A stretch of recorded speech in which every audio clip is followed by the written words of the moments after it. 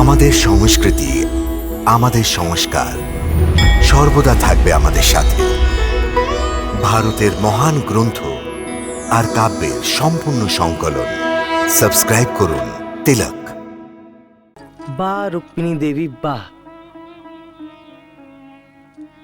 আপনি বসুন্ধরাকে এত সুন্দর বানিয়ে দিয়েছেন, যেমন শুকনো পৃথিবীর মাটি বৃষ্টি হওয়ার পর আবার থেকে সবুজ সমৃদ্ধ হয়ে যায়।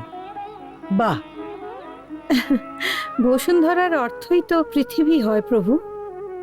আর যেভাবে পৃথিবীতে বসন্ত ঋতুর গুরুত্ব সবচেয়ে বেশি হয়, সেইভাবেই একজন স্ত্রীর জন্য যৌবন এবং সৌন্দর্যের থেকে মূল্যবান বস্তু আর কিছুই নেই। সুতরাং ওটাই ওকে উপহার স্বরূপ দিলাম। সত্যি বলছো? একজন স্ত্রীর বিশেষ ভাবনাকে একজন স্ত্রী বুঝতে পারে। এটা কি বলছেন আপনি বৌদি? গ্রামের বাইরে মন্দিরে গিয়ে থাকবেন? হ্যাঁ ঠাকুরপো, ওই মন্দিরে গিয়ে থাকবো। কিন্তু এই ঘর তো এখন মন্দির হয়ে গেছে। এই ঘরে ভগবান শ্রীকৃষ্ণর দয়া হয়েছে।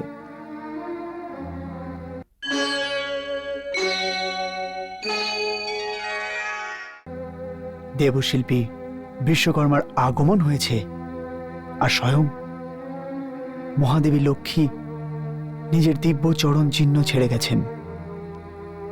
এই ঘরে প্রত্যেক কোনায় কোনায় ভগবান বসে আছে, আর আপনি এই মন্দির ছেড়ে অন্য কোনো মন্দিরে যাওয়ার কথা ভাবছেন? এটাতে কোনো শঙ্কা নেই, এই ঘরটাও এখন মন্দির হয়ে গেছে। দেবী দেবতার ছত্র ছায়া হচ্ছে এই ঘরে। তাও আমি এই ঘরে থাকতে পারবো না। এই বাচ্চাদের নিয়ে তো একবার ভাবেন। বেচারি আপনার এই সিদ্ধান্তে কত কষ্ট পাবে।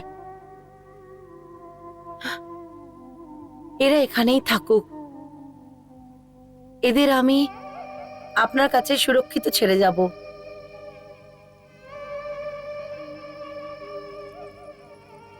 কিন্তু আমাকে আটকাবেন না, আমি এখানে থাকতে একদমই চাই না। কিন্তু বৌদি, আপনার এইভাবে ঘর থেকে যাওয়া ভগবান শ্রীকৃষ্ণের এই উপহার আনন্দের হবে না তো? ভগবান জানেন আমি ওনার এই উপহারের নিরাদর করছি না। ব্যাস আমার মন চাইছে না যে আমি আমার স্বামী ছাড়া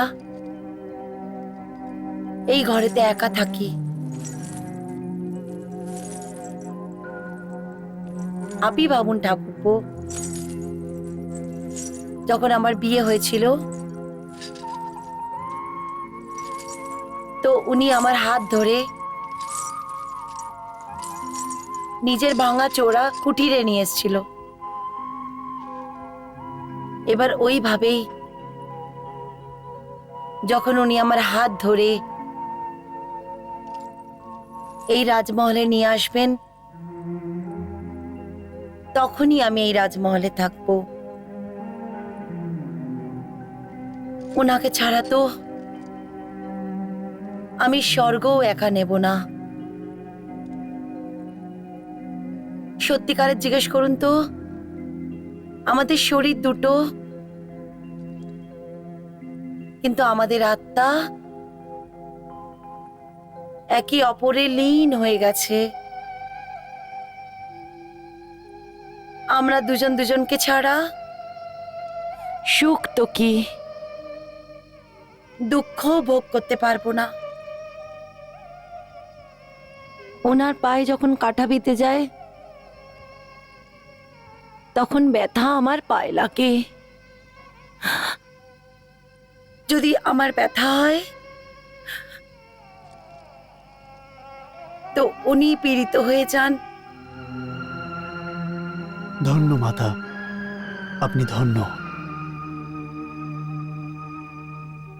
ভগবান শ্রীকৃষ্ণ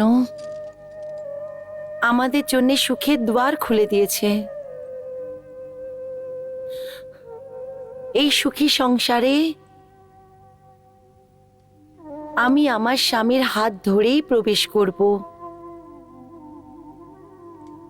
এই জন্য যাওয়ার সময়